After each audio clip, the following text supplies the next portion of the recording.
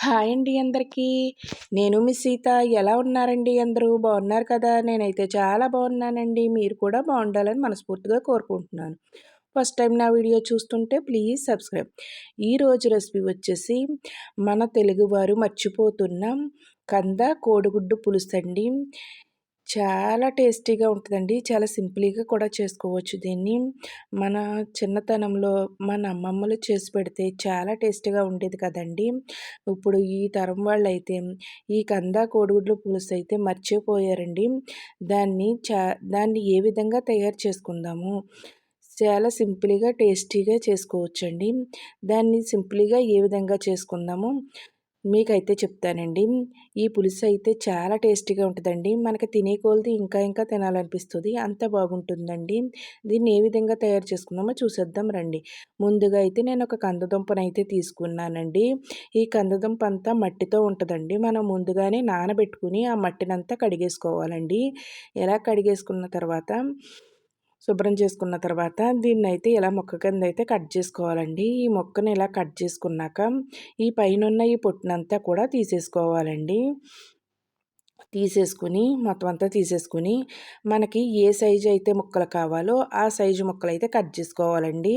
మనకు పెద్ద సైజు ముక్కలు కావాలనుకుంటే పెద్ద సైజుగా కట్ చేసుకోవాలండి. మనకు చిన్న ముక్కలు చాలు అనుకుంటే చిన్న ముక్కలు కట్ చేసుకోవచ్చండి. నేనైతే ఇలా ఈ సైజు ముక్కలను అయితే కట్ చేశానండి. ఇలా కట్ చేసిన ముక్కలను కూడా మనం వాటర్లో వేసేసుకుని శుభ్రంగా కడిగేసుకుందామండి. కడిగేసుకుని వాటర్ పట్టేసుకుందాం. అలాగే ఒక బౌల్లో కూడా గుడ్లు వేసుకుని వాటికి కూడా వాటర్ పట్టేసుకున్నానండి. ఇప్పుడు స్టవ్లు వెలిగించుకుని ఒక పొయ్యి మీద అయితే కంద ముక్కలు పెట్టేసుకుందాం. మరొక పొయ్యి మీద అయితే గుడ్లు కూడా పెట్టేసుకుందామండి. ఇలాగ గుడ్లు కూడా పెట్టేసుకుందాము. గుడ్లు పగలకుండా రావాలంటే ఇందులో అయితే కొద్దిగా ఉప్పునైతే వేయండి. మనకి పగలకుండా వస్తాయండి. ఇప్పుడు ఒక బౌల్ తీసుకుని చింతపండునైతే నానబెట్టుకుందామండి.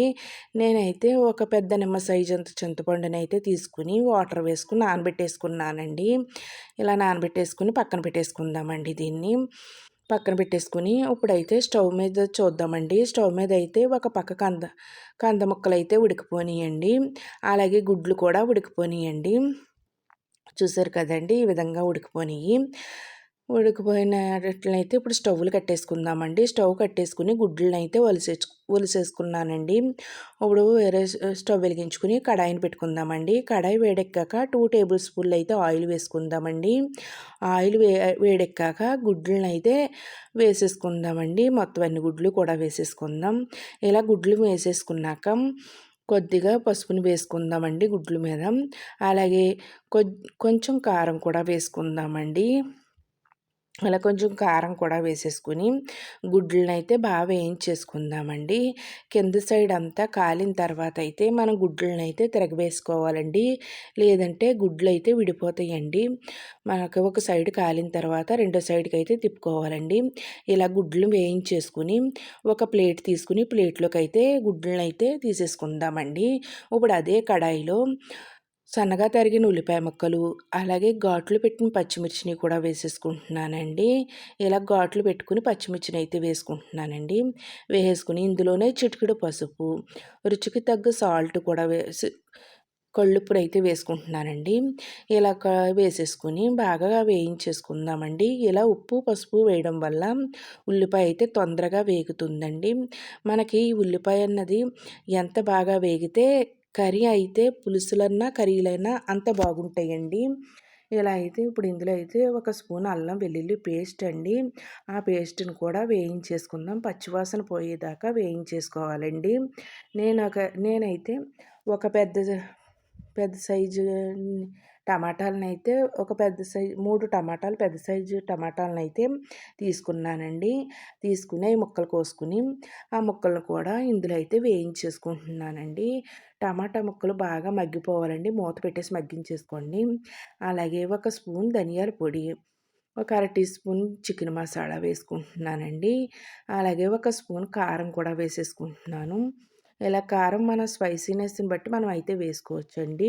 ఎక్కువ తినేవాళ్ళు కొద్దిగా ఎక్కువ వేసుకోవచ్చు. తక్కువ తినేవాళ్ళు కొంచెం తగ్గించి వేసుకోవచ్చండి. ఇలా వేసేసుకుని బాగా కలిపేసుకుందామండి. ఇలా కలిపేసుకున్న తర్వాత మనం ఉడకబెట్టి పెట్టుకున్నాం కదా కంద ముక్కలు. ఆ కంద ముక్కలను కూడా ఇందులో అయితే వేసేసుకుని మొత్తం మసాలాలు, కారం అంతా పట్టేదాకా ముక్కలకు పట్టేదాకా కలిపేసుకుందామండి. ఇలా కలిపేసుకుని మొత్తం అంతా కలిపేసుకోవాలండి.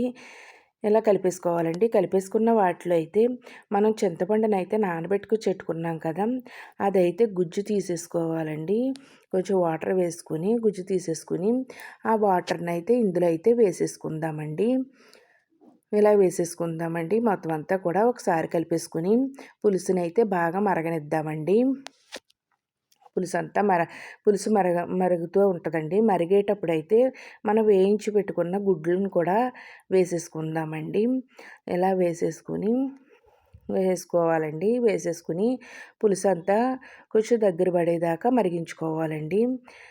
ఇలా మరిగించుకోవాలండి. మనకి పులుసు ఏ రకంగా కావాలో ఆ విధంగా మనకెంత దగ్గరగా అయితే సరిపోద్దో అలాగైతే మనం పులుసునైతే మరిగించేసుకుందామండి. చ చాలా టేస్టీగా ఉంటదండి. పులుసైతే ఇలా దగ్గర పడిందండి కదండీ! కట్టేసానండి. కట్టేసి ఈ కోడిగుడ్డు పులుసైతే చాలా టేస్టీగా ఉంటదండి. చాలా సింపుల్‌గా కూడా చేసుకోవచ్చు. నా వీడియో నచ్చితే మీ ఫ్రెండ్స్‌కి, రిలేటివ్స్‌కి షేర్ చేయండి. వీడియో చూసి లైక్ చేయండి. ఈ రెసిపీని ట్రై చేసి నాకైతే కామెంట్‌లో చెప్పండి. మీకైతే ఏ విధంగా వచ్చిందో వీడియో చూసిన తర్వాత మాత్రం లైక్ చేయటం మాత్రం మర్చిపోవద్దు.